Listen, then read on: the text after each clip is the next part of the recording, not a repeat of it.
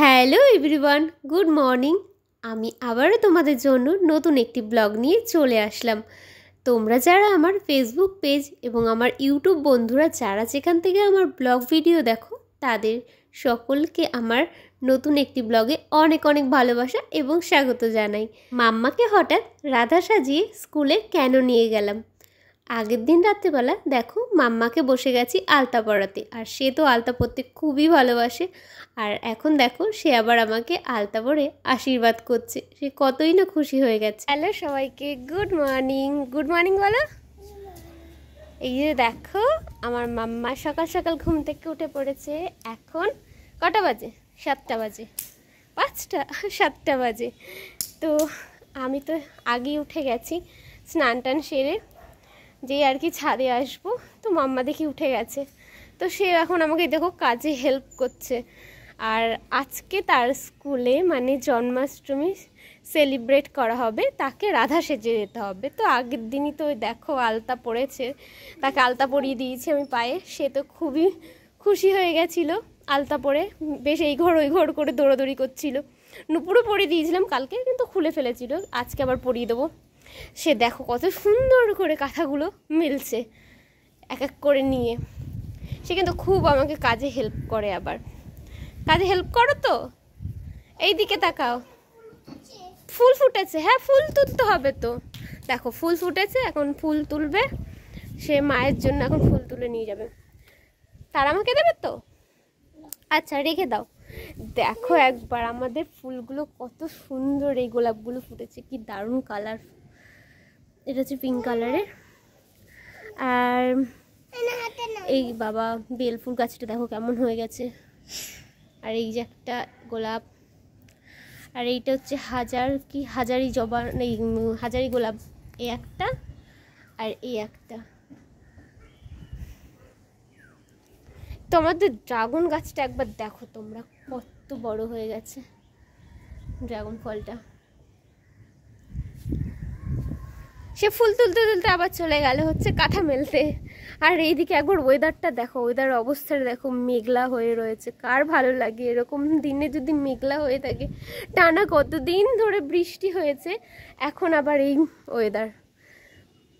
কত সুন্দর সাজিয়ে গুছিয়ে নিয়ে যাব সামনে জন্মাষ্টমী, আর এরকম ওয়েদার কার ভালো লাগে? রোজ রোজ ম্যাম আসেনি, ম্যাম আসবে তো, সবাই আসবে দেখবে, তোমার সব ফ্রেন্ডরা রাধা সেজে কৃষ্ণ সেজে আসবে আজকে।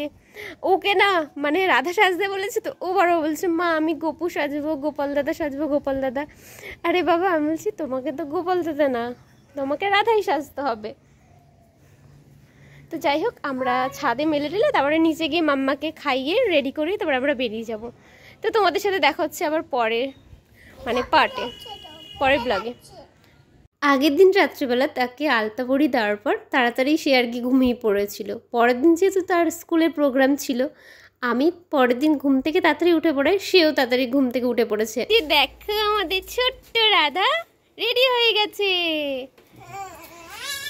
মাম্মা আমার মতনই এতটা এক্সাইটেড ছিল যে সেও অপেক্ষায় ছিল যে কখন সকালটা হবে, তাড়াতাড়ি করে ঘুম থেকে উঠবো, মানে সাজবো। সে তো একদমই সাজতে চায় না, কিন্তু ওই যে যেহেতু তার ফ্রেন্ডরাও সবাই সেজে গুজে যাবে তাই আর কি। আর তাকে যে এই সাজের পেছনে যে কতটা যুদ্ধ করতে হয়েছে আমার, সেটা মানে তোমাদের বলে বোঝাতে পারবো না। তোমাদের সাথে ভিডিওটা শেয়ার করলে তোমরা বুঝতে পারতে যে তাকে কতটা ঠিক যুদ্ধ করে আমাকে সাজাতে হয়েছে। মানে যখন কাজল পরাচ্ছিলাম সে তো কতবার যে মুছে দিচ্ছিল, টিপ পরানোর সময় সেই একই অবস্থা। তো লিপস্টিক তো পরলই না, ভেবেছিলাম একটুখানি কোনো রকম আর কি হাতে এই ঠোঁটে আর কি দিয়ে দেবো, তো দিতে চাইলো না। যাই হোক, তারপর তাকে বুঝিয়ে বাজিয়ে মানে ললিপপের লোভ দেখিয়ে আর কি কোনো রকমে সাজানো হলো। আমি তো মানে ভাবতেই পারিনি যে ওকে আমি এতটা ভালোভাবে সাজাতে পারবো। মানে আগের বছর আর কি এই জন্মাষ্টমীর সময় আমাদের বাড়িতে তো জন্মাষ্টমী হয়, গোপাল আছে যেহেতু, তো ওকে রাধা সাজাবো করে কত কিছু করেছিলাম, সব জিনিসপত্র এনেছিলাম। ও তো একদমই সাজলো না, কিন্তু পরের দিন কৃষ্ণ সেজেছিল। ও এইবারও জানো তো রাধা সাজতে চায়নি, গোপাল সাজতে চেয়েছে।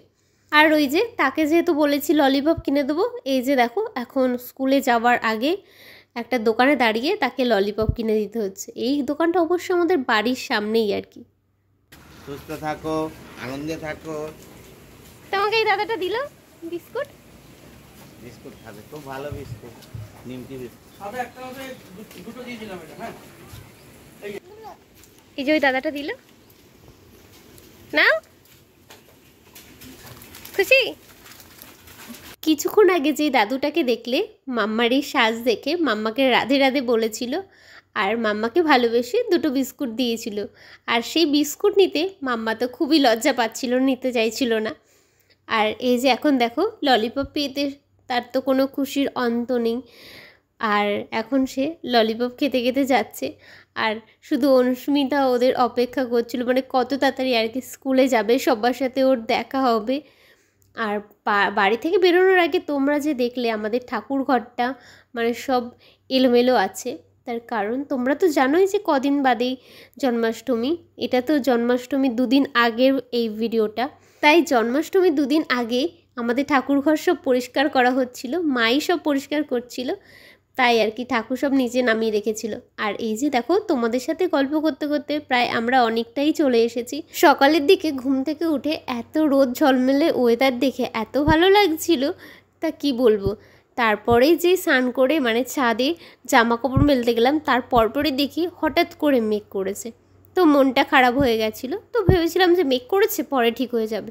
কিন্তু যখনই মাম্মাকে খাওয়াতে বসলাম, এই যে মানে বৃষ্টি শুরু হয়েছে, তো ভেবেছিলাম তো স্কুলে আসতেই পারবো না মাম্মাকে নিয়ে, তো অনেকটাই খারাপ লাগছিল। কিন্তু তারপরেই দেখি ঠিক হয়ে গেছে। তো এই যে দেখো আমরা চলে এসেছি কিন্তু মাম্মার স্কুলে। আর এই আজকের দিনটাতে মাম্মার স্কুলে আমি আসতে পেরে আমার এতটা ভালো লাগছিল, তা তোমাদেরকে কী বলবো। মানে তোমরাও মানে আমার জায়গায় থাকলে তোমাদেরও মানে ভীষণই ভালো লাগতো, কারণ এত ছোট ছোট বেবিরা সব রাধা কৃষ্ণ সেজে এসেছে, মানে সবাইকে এত মিষ্টি লাগছিল, এত মিষ্টি লাগছিল, মানে ওদের থেকে মানে চোখই ফেরানো যাচ্ছিল না, সত্যি সবাইকে খুব সুন্দর লাগছিল। আর এই যে দেখো এখন ম্যাম ওকে মানে রুমের ভেতরে নিয়ে যাচ্ছে। তো আমি আজকে আর কি মামার জন্য বাইরে ওয়েট করব, তার কারণ হচ্ছে মামার তো বেশিক্ষণ আজকে আর কি ক্লাস হবে না, ক্লাস বলতে ওদের তো ক্লাস করাবে না, ওই আর কি জন্মাষ্টমী সেলিব্রেট করবে, তো 1 ঘন্টার মতো আর কি ওদের হবে। তো আমরা বাইরেই অপেক্ষা করেছিলাম। আর এই যে মাম্মার ফ্রেন্ড অনুস্মিতা, ও চলে এসেছে। দেখো ওরও সাজতে সাজতে আজকে লেট হয়ে গেছিলো, তাই একটু ওর লেট করে ঢোকা হয়েছে। মাম্মার এই আজকের দিনটায় আমি এতটা এক্সাইটেড হয়ে গেছিলাম যে মাম্মাকে সাজানোর পর মাম্মার শুধু জলের বোতলটাই আমি স্কুলে নিয়ে আসতে পেরেছি, মানে ব্যাগ আনতে তো ভুলেই গেছিলাম, আর আই কার্ডও। আর এই যে দেখো এখন প্লে গ্রুপে ছুটি হয়ে গেছে, তাই ওদের সবাইকে এক জায়গায় দাঁড়িয়ে ছবি তুলছিল। কি মিষ্টি লাগছিল সবাইকে দেখতে, এত ভালো লাগছিল যে ওদের দিক থেকে চোখই ফেরানো যাচ্ছিল না। আর তার কিছুক্ষণ বাদেই মামা ওদেরও ছুটি হয়ে যায়, তো ওদেরকেও সবাই মানে সবাইকে এক জায়গায় করে তারপরে আমরাও ছবি তুলেছিলাম। আর আমার আজকের ব্লগটা কিন্তু এই পর্যন্তই ছিল।